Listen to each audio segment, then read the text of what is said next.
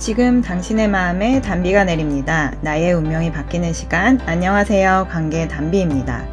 여러분, 기적은 절대 멀리 있지 않습니다. 지금 바로 내 마음속에서부터 시작됩니다. 최근 몇 년 동안 인간관계, 인간 심리에 대한 관심이 증가하면서 새로운 용어들이 생겨나고 있습니다.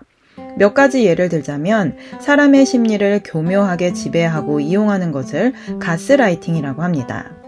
또 악한 사람을 표현하는 빌런, 언제나 사람에게 지나치게 관심받으려고 하는 사람을 일컬어 관심종자 또는 연극성 인격장애, 과장과 거짓말을 하는 사람들에게 허언증이 있다고 말합니다. 설 명절 때 만난 초등학교 5학년인 친척아이와 학교 생활에 대해 대화를 하던 중 그 아이가 이런 말을 하였습니다. 걔는 인성 쓰레기를 넘어서 완전 사이코패스예요.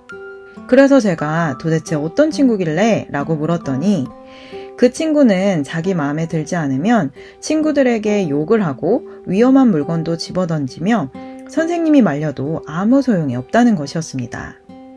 이처럼 인간관계, 심리와 관련된 지식이 대중화되면서 인간관계에서 불편한 점들을 미리 예방하고 어느 정도까지는 해결도 된다는 것은 참 좋아진 일입니다. 왜냐하면 이제 우리는 더 이상 저 사람은 이상한 사람이야 라고 단정 짓는 것이 아니라 저 사람은 이러한 문제가 있어서 저렇게 말하고 행동하는구나 라고 함으로써 인간관계에서 일어나는 갈등의 시기를 조금은 늦출 수 있게 되었기 때문입니다. 그렇다고 해서 인간관계의 갈등이 해결될까요? 아니요, 전혀 해결되지 않습니다.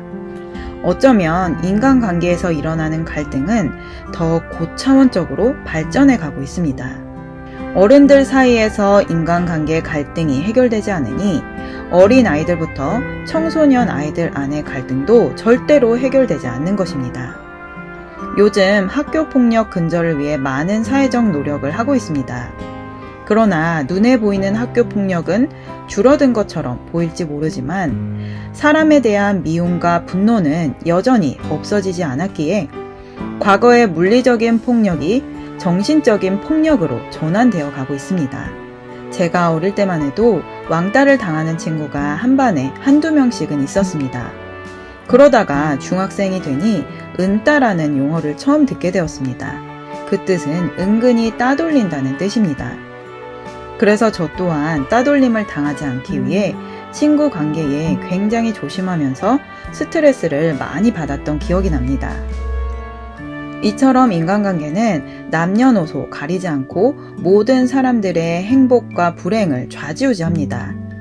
그런데 이러한 인간관계나 인간 심리에 관한 지식이 많아지면 많아질수록 인간관계의 고통이 가장 심화되는 곳이 있습니다. 그곳은 바로 가정입니다. 가정은 한 사람으로 살았던 사람이 부부가 되어 한 몸을 이루는 곳입니다. 부부의 사랑을 통해 새 생명이 만들어지고 그 자녀들이 가능성을 발견하고 발전시켜 나가는 곳입니다. 가정은 세상에서는 절대로 창출하지 못하는 존귀한 생명력이 담겨져 있는 유일한 터전입니다.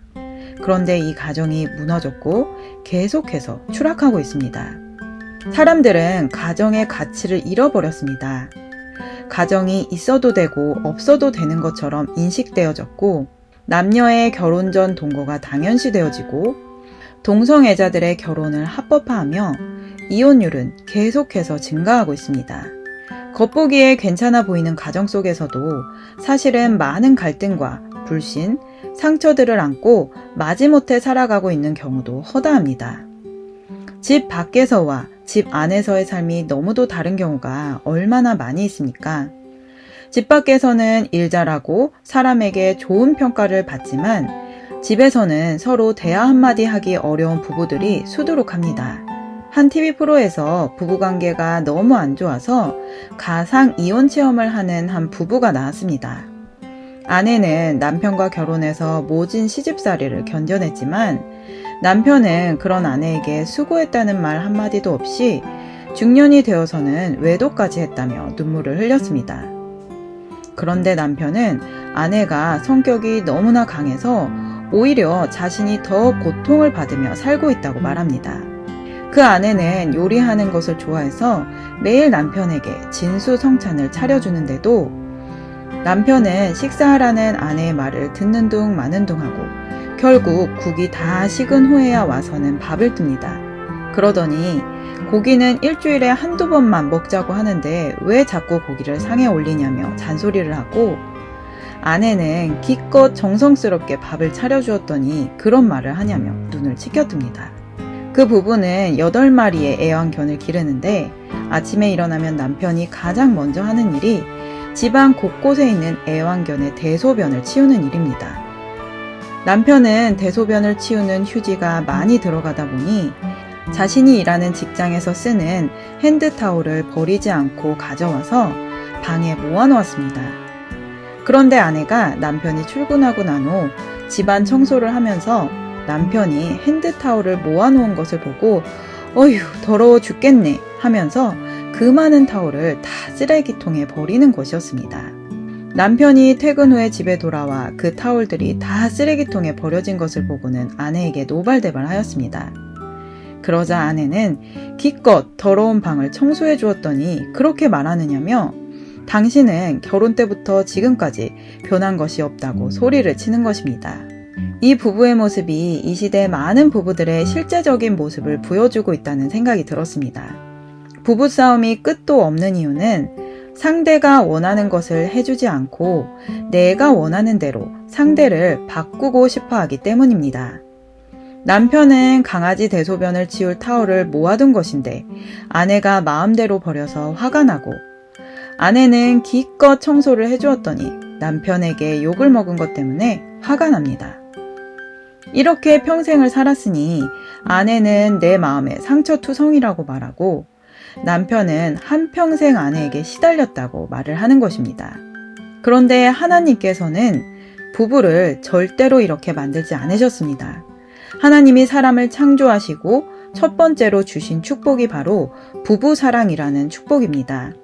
창세기 1장 26절에서 28절 말씀을 보겠습니다. 하나님이 가라사대 우리의 형상을 따라 우리의 모양대로 우리가 사람을 만들고 그로 바다의 고기와 공중의 새와 육축과 온 땅과 땅에 기는 모든 것을 다스리게 하자 하시고 하나님이 자기 형상 곧 하나님의 형상대로 사람을 창조하시되 남자와 여자를 창조하시고 하나님이 그들에게 복을 주시며 그들에게 이르시되 생육하고 번성하여 땅에 충만하라 땅을 정복하라 바다의 고기와 공중의 새와 땅에 움직이는 모든 생물을 다스리라 하시니라. 아멘. 하나님께서는 사람을 너무나 사랑하셔서 사람을 위해 온 우주와 생태계를 미리 창조하신 후 제일 마지막에 사람을 만드셨습니다. 사랑이란 오직 사랑하는 상대를 생각하고 그에게 필요한 것을 제공해 주는 것입니다. 하나님께서 모든 창조를 마치신 후 처음으로 복이라는 단어를 말씀하십니다. 복을 받을 존재는 하나님의 형상과 모양대로 창조된 남자와 여자, 부부입니다.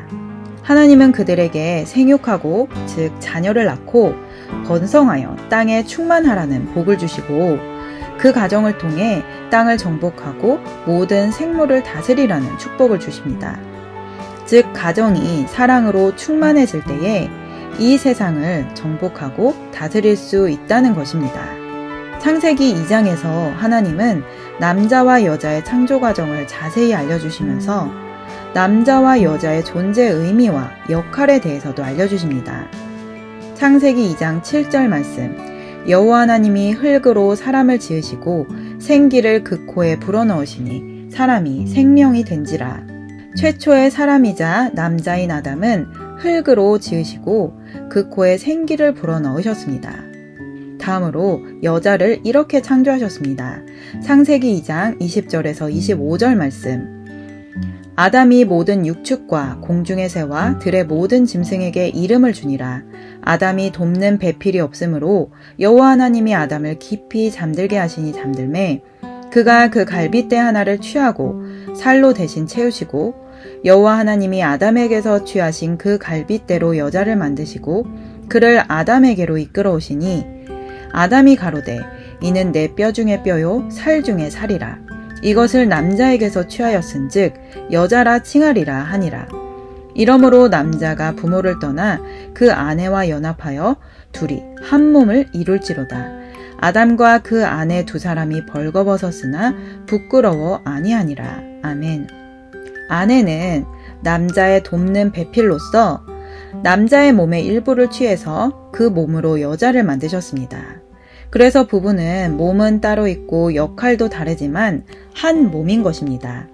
아담이 아내 될 사람인 하와를 보는 순간 첫눈에 반해서 한 말이 내 뼈 중에 뼈요 살 중에 살이라고 하는데요. 이 말씀을 당시에 사용했던 히브리어로 해석하면 사랑에서도 최상급의 표현이라고 합니다. 즉 요즘 언어로 제 나름대로 해석을 해보면 당신은 내 삶에서 가장 소중한 사람입니다. 나는 당신을 위해서 살 것입니다. 나는 진실한 사랑의 고백이라고 할 수 있겠습니다. 남자는 하나님이 주신 역할대로 여자에게 의식주를 제공해주고 여자는 남자의 모든 필요를 돕는 존재로서 한 가정을 이루었습니다. 그러나 이 사랑을 시기하고 질투하고 미워하는 마귀는 아주 강교하게 아내인 하와에게 선악과를 먹도록 유혹하였고 아내를 사랑하는 남편 아담도 아내의 말을 듣고 하나님이 먹지 말라고 명령한 선악과를 먹게 됩니다. 그러자 사랑으로 한 몸을 이루었던 부부의 마음이 완전히 갈라져 버렸습니다. 그래서 돈, 명예, 권세를 넘치도록 가지고 있어도 부부 관계에 있어서는 도저히 사람의 능력으로는 하나 될 수 없는 저주에 빠지게 된 것입니다. 선악과의 저주는 사랑이 깨지고 오직 서로의 필요에 의해서 함께 살아가게 됩니다. 조건부 결혼이 많아지는 것도 그것 때문이고 살다가 상대의 조건이 변하거나 상황이 안 좋아졌을 때 부부싸움을 하고 이혼을 하는 것 또한 필요에 의한 사랑을 했기 때문입니다.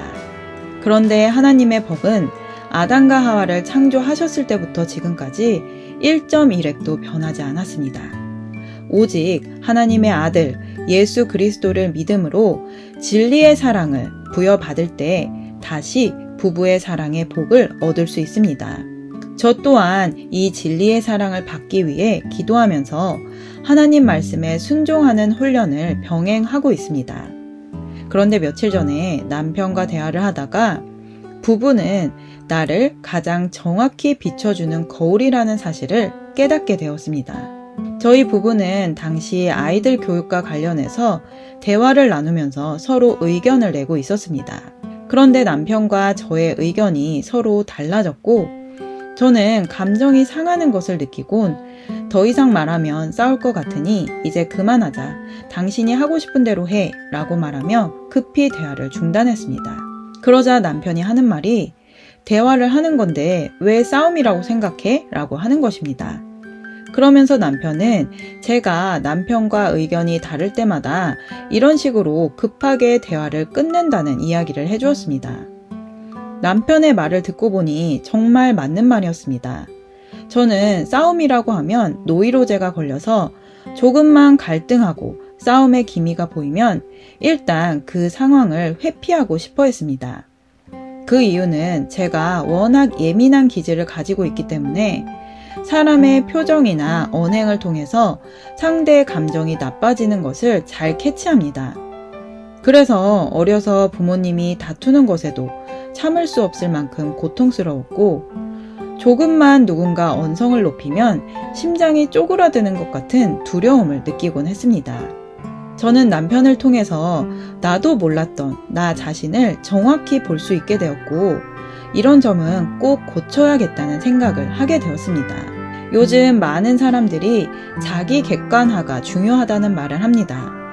자기 자신의 생각에 빠지지 않고 객관적으로 나를 판단하고 분석해야 나를 발전시킬 수 있고 인간관계도 잘 할 수 있기 때문입니다.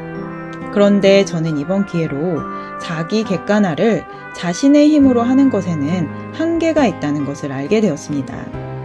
자기 객관화를 하더라도 무엇이 옳고 그른지에 대한 정확한 기준이 있어야 하는데 많은 사람들은 지식인들이 선호하는 주류 사상과 풍조에 따라서 옳고 그름의 기준을 갖고 살아가곤 합니다. 그러나 사람을 창조하시고 영원전부터 영원토록 변치 않는 하나님의 말씀을 기준으로 삼아야 되는 줄 믿습니다. 하나님의 말씀을 기준으로 갖고 살아가는 소위 말해 기독교인이라고 할지라도 선악과를 먹은 사람은 때때로 말씀을 잊어버리고 자신만의 기준으로 생각하는 일들이 사실 더 많이 있습니다. 그래서 철저하게 자기 객관화를 하는 것은 사실상 불가능합니다. 하나님의 말씀을 매일 읽고 묵상하면서 자기 자신을 돌아보는 훈련은 기독교인으로서 평생 동안 해야 하는 것이지만 긴장의 끈을 풀어놓고 가장 편안하게 있을 수 있는 가정에서 나의 실제적인 모습이 나오기 때문에 실생활에서 나를 객관적으로 지켜보고 이야기해 줄 수 있는 사람은 오직 나와 한 몸이 된 남편과 아내뿐인 것입니다. 저 또한 여전히 선악 안에서 많은 허물이 있고 실수를 저지르기도 하지만 정말 감사한 것은 하나님께서 그를 사랑하고 전심으로 따르는 자들을 불꽃 같은 눈동자로 지켜주시고 인도하신다는 것입니다. 남편과 아내가 한 몸이라는 사실만 알아도 우리는 부부관계에 있어서 끝없는 상처를 주고받는 것에서 벗어날 수 있습니다. 아내는 남편에게 순종하고 남편을 몸과 마음으로 돕는 배필로서 살아갈 때에 가장 가치가 있고 남편은 아내를 자신의 몸과 같이 사랑하고 아내를 위해 일하며 아내의 필요를 채워줄 때에 가장 가치 있는 남자가 됩니다. 부부가 사랑으로 한 몸을 이루는 길은 오직 나를 사랑하사 나를 위해 자기 몸을 버리고 새 생명, 사랑을 주신 예수 그리스도를 믿는 것입니다. 내 안에 있는 선악의 귀신을 쫓아내고 주님의 생명을 받아 몸과 마음이 하나 되는 부부의 사랑을 이루는 저와 여러분이 되시기를 축복합니다. 깨어진 부부 관계를 회복하고자 하시는 분들, 가정에서 진정한 사랑과 평안과 행복을 자녀들에게 물려주고자 하는 분들은 영상 끝 연락처로 연락 주시기를 바랍니다. 오늘 영상은 여기까지입니다. 끝까지 시청해주신 여러분 감사드립니다.